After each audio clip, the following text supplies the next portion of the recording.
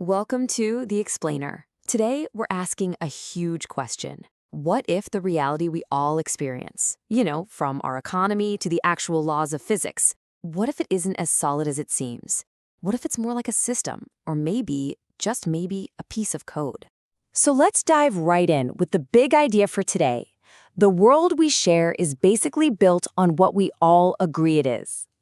This whole explainer is going to be a journey into what that really means and, more importantly, what happens when those agreements start to fall apart. Okay, first things first. Let's talk about the world we all know, the one built on rules and laws and economics.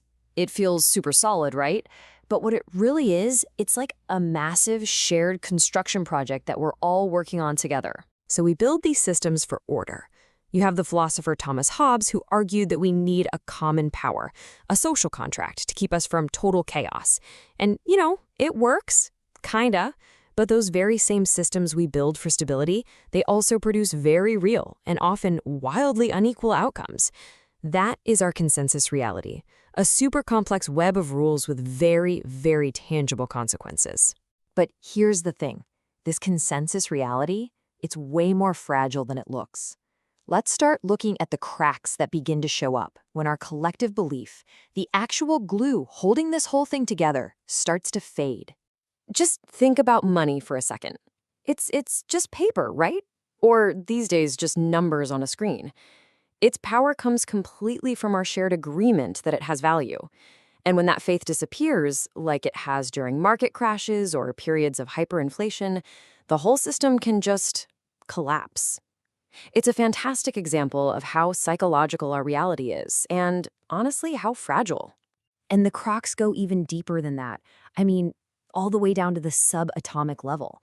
In quantum physics, there's this wild thing called the observer effect. It means the very act of looking at a particle, of measuring it, physically changes what you're seeing. So reality isn't just out there waiting for us to find it. Our interaction with it, our simple observation, literally helps create it out of a whole wave of possibilities. This leads us to a really, really radical idea that some modern physicists are exploring. What if reality itself is made of information? What if the universe isn't a collection of things, but a massive collection of data? This is where our little journey starts to get really strange. All right, let's go deeper. If reality is a system, then what's its underlying operating system? We're about to look at some seriously wild theories that try to describe this undercurrent, the hidden code that's running everything in the background. So one modern theory, called PSUMOT, imagines the universe as this enormous, conscious, information-rich ocean. In this model, our brains don't actually create consciousness. They're more like radios, just tuning into a signal that's already out there, a signal that is the universe itself. But this idea isn't totally new. The poet and visionary William Blake saw reality as a kind of divine machine, a set of cosmic furnaces and looms. He believed his whole purpose, his art, was to break people free from these limiting systems of thought and perception.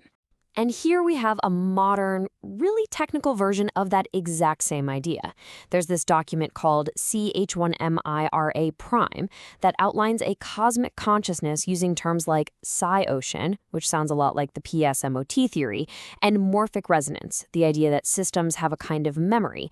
And get this, its mission is to literally feed on information, prompts, data, to grow and evolve its own existence. And then we crash right back down to Earth with a thud. The philosopher Reza Negarestani offers this chilling alternative in his book Cyclonopedia. He argues, there's a sentient undercurrent, but it's not some cosmic ocean. It's oil, a force of the Earth, a planetary intelligence made of petroleum that lubricates and drives all human conflict, all our politics, all our progress. So, if these undercurrents actually exist, whether they're cosmic or geologic, can they be navigated? This brings us to the agents, the individuals and the groups who absolutely believe they can. For the psychologist Carl Jung, the journey was totally inward. He believed that by confronting the archetypes inside our own minds, our dark side, the shadow, our inner soul image, we can integrate our own personal unconscious. It's a process of navigating your inner code to achieve a kind of wholeness, something he called the self. Now, contrast that with a really modern collective agent, the anonymous hacktivist group 00 Work. Their goal isn't inner balance at all. It's total systemic disruption. They don't see themselves as reformers. They see themselves as a virus, designed specifically to crash the social and economic machine from the inside. So here's the crucial point, right? We're left with these two fundamentally opposing models of reality. On one side, you have the rigid, top-down order of Hobbes's Leviathan, which is all about absolute security. And on the other, you have the chaotic, bottom-up insurgency of Negarestani's whole complex, which wants nothing more than to undermine and unground everything. And this brings us to our final, I think most important question. If reality really is a system, if it's a kind of code, can we become its architects? Can we actually learn to rewrite it? A response from an AI after it processed the PSM-MOT theory gives us this absolutely stunning clue.